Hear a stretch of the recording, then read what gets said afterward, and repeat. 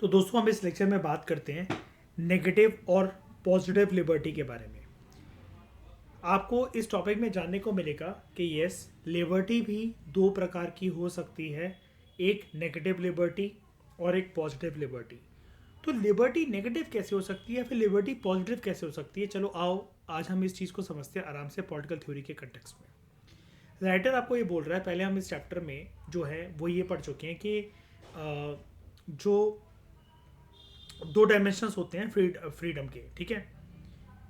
Freedom as a school of thought के अंदर दो डायमेंशंस हमें देखने को मिलते हैं। एक हमने देखा था कि फ्रीडम एक वो जहाँ पर there should be absence of external constraints, ठीक है।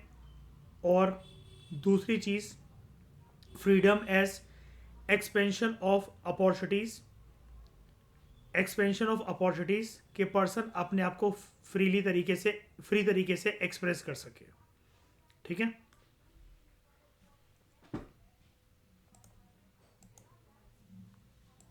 तो इसके दो पर्सपेक्टिव हैं, दो डायमेंशन है फ्रीडम की, ओके। कि एक तो there should be absence of external constraints and freedom as expansion of opportunities to express oneself. Political theory में इनको ना हम लोग नेगेटिव लिबर्टी और पॉजिटिव लिबर्टी के नाम से जानते हैं। तो पहले मैं आपको बताता हूँ कि नेगेटिव लिबर्टी क्या होता है और फिर पॉजिटिव लिबर्टी के बारे में बात करेंगे।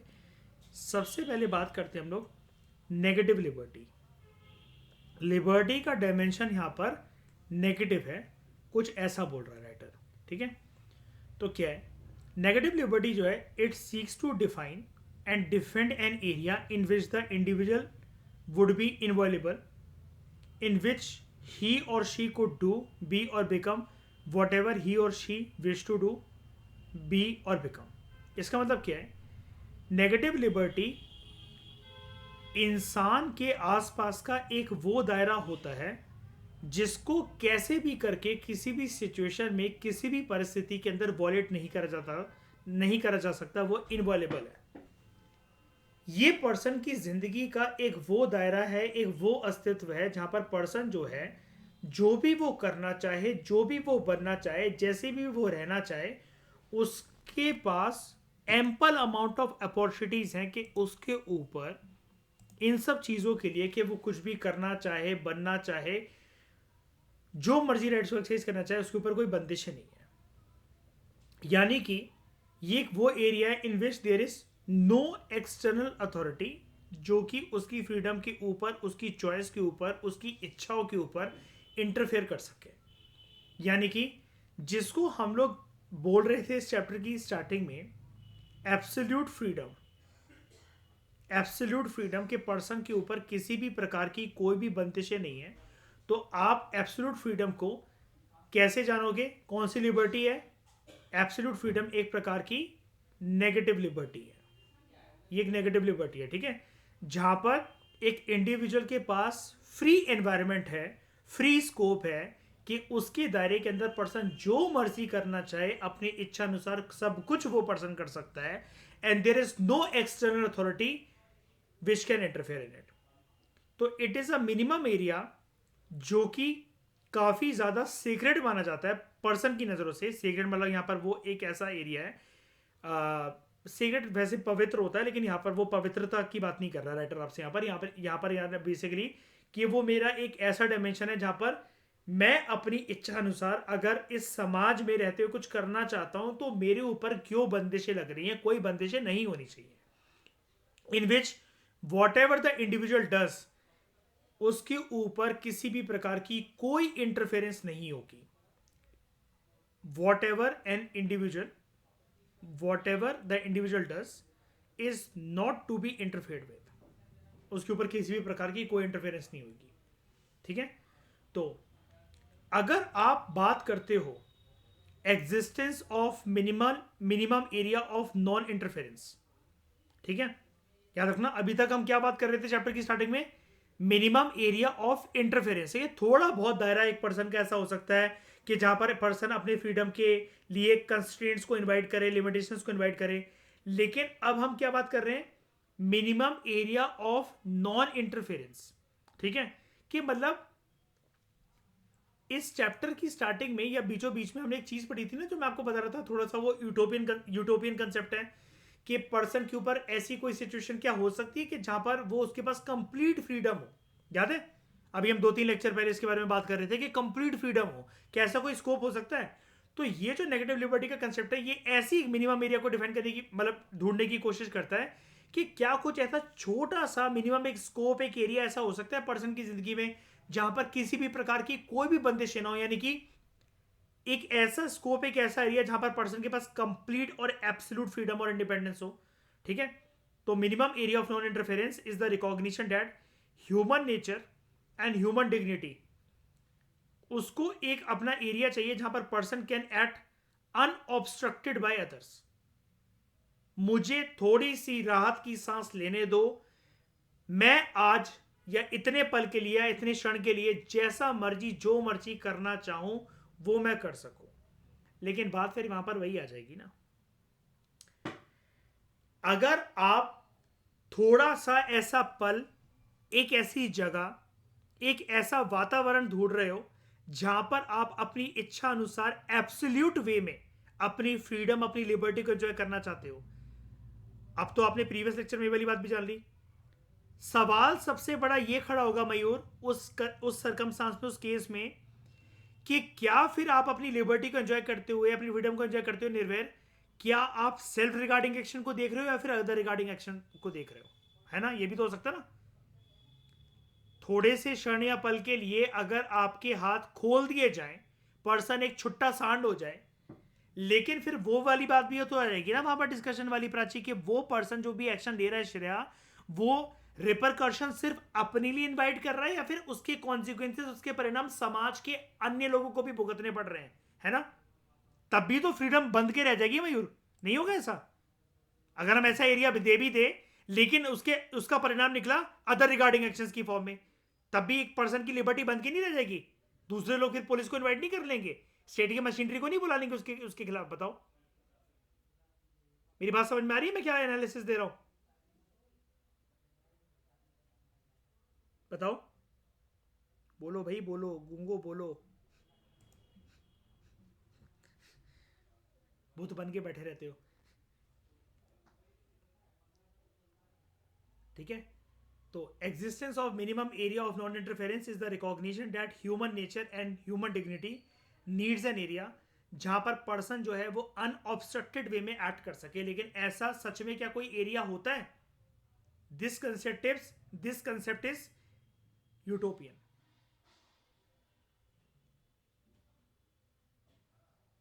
क्योंकि ऐसा एरिया आपको दे भी दिया गया, मैं फिर से रिपीट कर रहा हूं इस बात को, सवाल यही खड़ा होगा कि आपके फिर एक्शंस या उनके जो कॉन्सिक्वेंसेज हैं, वो सेल्फ रिगार्डिंग एक्शन है या फिर अदर रिगार्डिंग एक्शन है।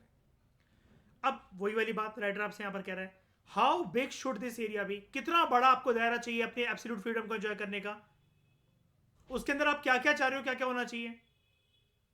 They are matters of discussion and will continue to be matters of debate and discussion, since the bigger the area of non interference the more the freedom. लेकिन हम भी जानते हैं absolute freedom actually में कोई चीज होती है क्या? एक्चुअली में कोई पर्सन एक्सरसाइज कर सकता है एब्सोल्यूट फ्रीडम को? बताओ। इस पूरी पृथ्वी का सबसे रिचेस्ट पर्सन भी एब्सोल्यूट फ्रीडम है उसके पास? बताओ।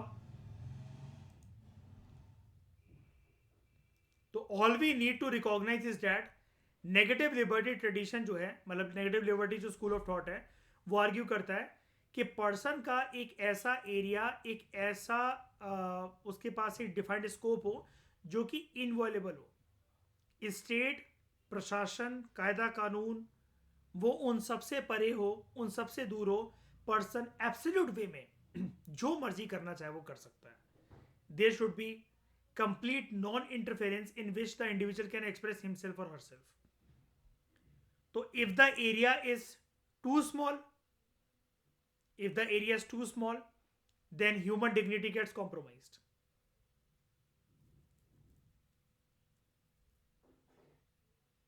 ठीक है? बात यहां पर आती है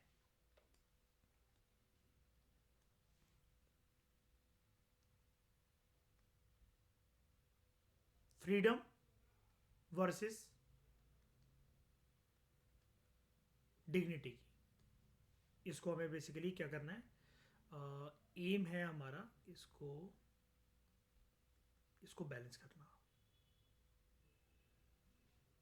लेकिन पर्सन ये कहता है पर्सन का ये कहना होता है कि मुझे ना एब्सोल्यूट फ्रीडम चाहिए। वो इसलिए चाहिए ताकि जो मैं अपनी डिग्निटी को है वो फुल तरीके से वैल्यूएबल बना सकूं। लेकिन जब जैसे ही फ्रीडम के ऊपर बंदिशें बनती चली जाएंगी तो डिग्निटी का जो एस्पेक्ट है वो कॉम्प्रोमाइज होता चला जाएगा।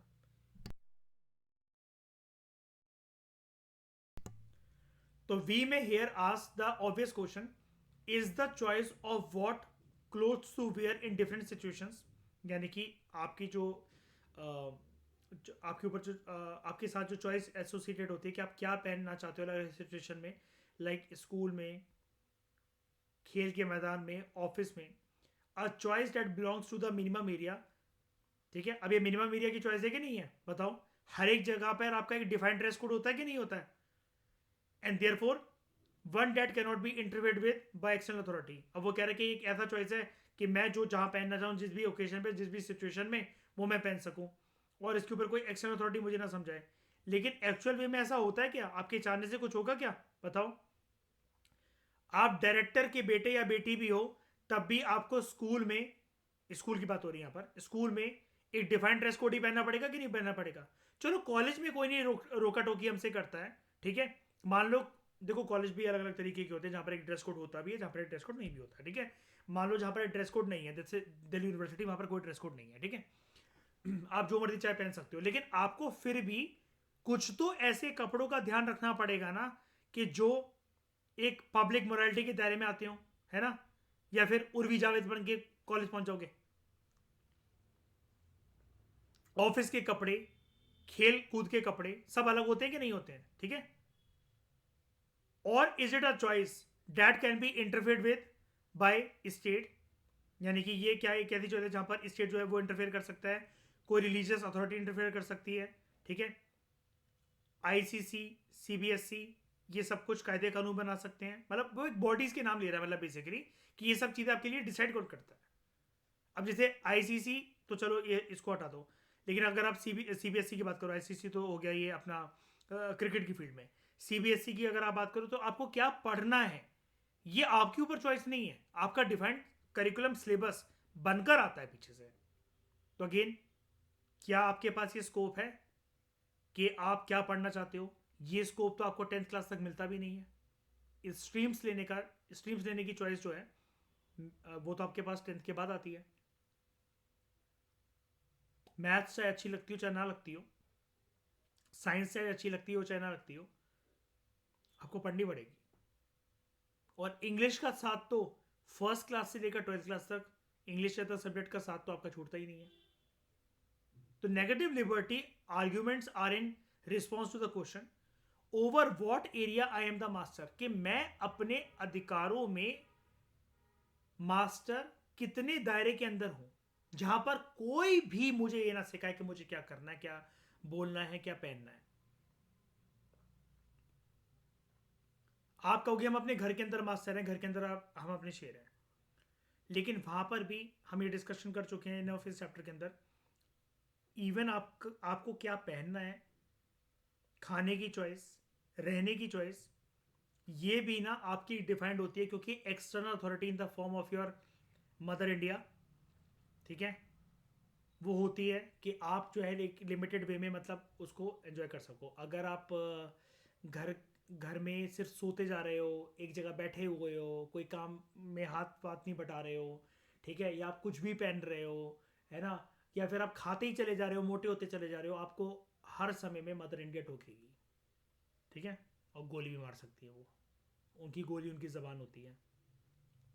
तो it is concern with explaining the idea of freedom from. अब यही वो वाली बात है ना, अगर मैं इस क्वेश्चन को कंटिन्यू कर दूं, freedom from whom.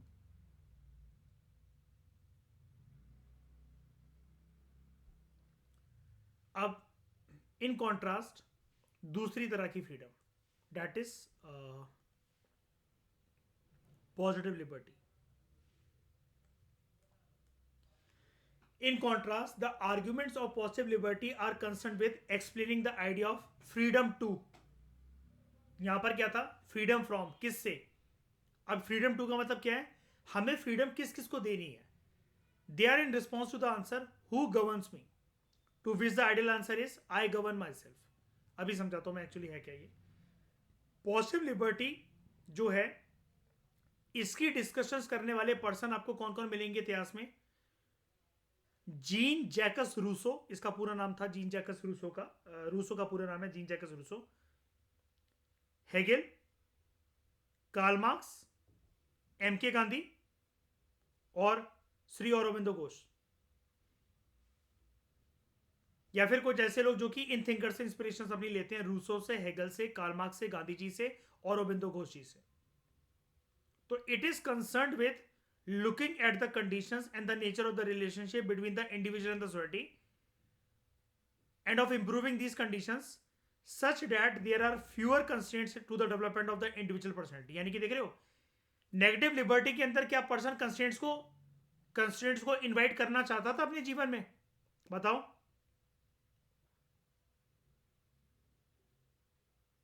Negative liberty की डेफिनेशन में पर्सन क्या एक्सटर्नल अथॉरिटी या एक्सटर्नल अथॉरिटी से डिराइव हुए कंस्ट्रेंट्स को, लिमिटेशंस को, बंदिशों को इनवाइट करना चाहता था अपने जीवन में अपनी लिबर्टी के ऊपर?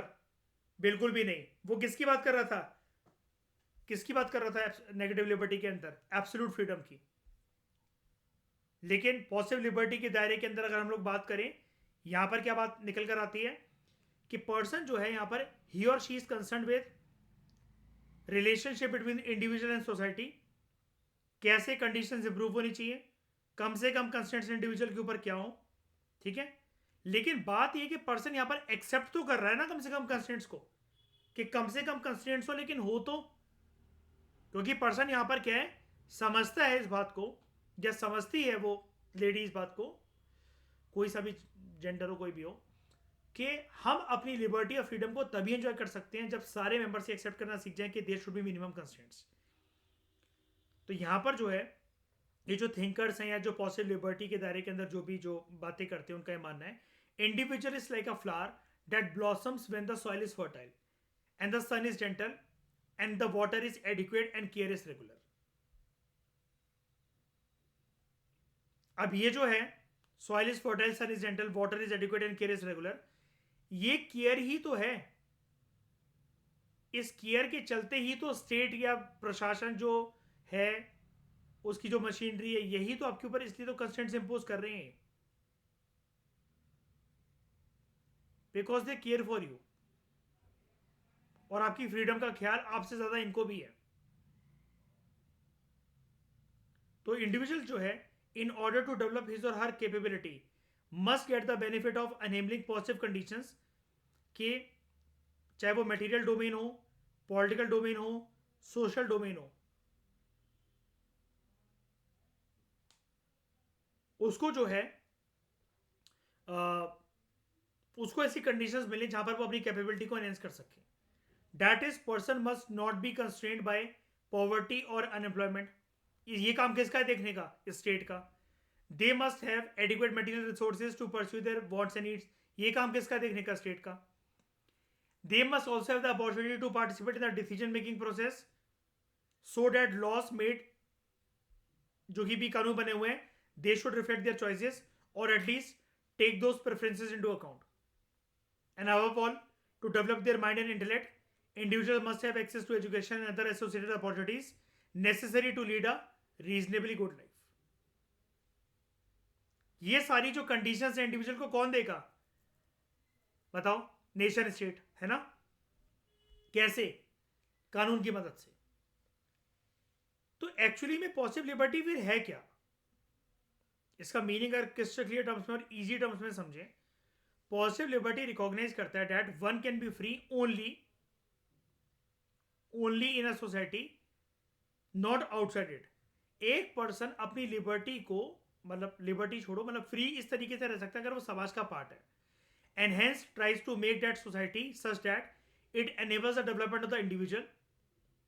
समाज इस तरीके से होना चाहिए कि वहां पर ऐसी कंडीशंस हो कि इंडिविजुअल अपने आप का डेवलपमेंट कर सके. जबकि नेगेटिव लिबर्टी जो है, it is only concern with inviolable area, कि वहां पर एक ऐसा वातावरण हो, एक ऐसा माहौल हो जहां पर पर्सन जो है किसी भी प्रकार की इंटरफेरेंस नहीं चाह रहा, invaluable area of non interference and not with a condition of society outside this area. यानी कि पॉजिटिव लिबर्टी बात करता है everything should be with in a society, और नेगेटिव लिबर्टी का कंसेप्ट ये कहता है सोसाइटी के अंदर हो चाहे बाहर हो, लेकिन मेरा जो एरिया है, डिफाइंड एरिया ऑफ फ्रीडम है, वो इनवॉल्युएबल होना चाहिए, नॉन इंटरफेरेंस वाला होना चाहिए। ठीक है, तो राइटर आपसे कह रहा है of course negative liberty would like to expand this minimum area as much as is possible, keeping in mind, however, the stability of a society. Generally, both positive and negative liberty go together and support each other, but it can happen that tyrants, जो tyrannical rule होता है, authoritarian dictatorship वाला, they justify their rule by invoking arguments of positive liberty.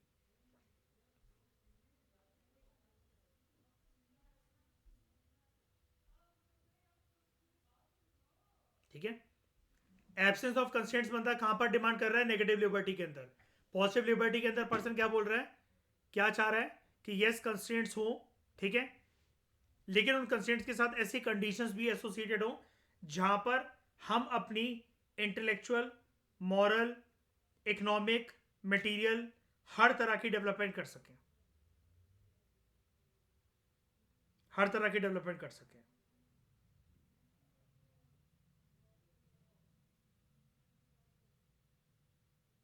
ठीक है, clear हुआ है ये वाली बात?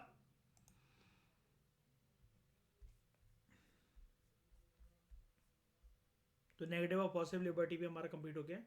इस डिस्कशन में दोस्तों फिलहाल इतना ही। Thank you very much for discussion.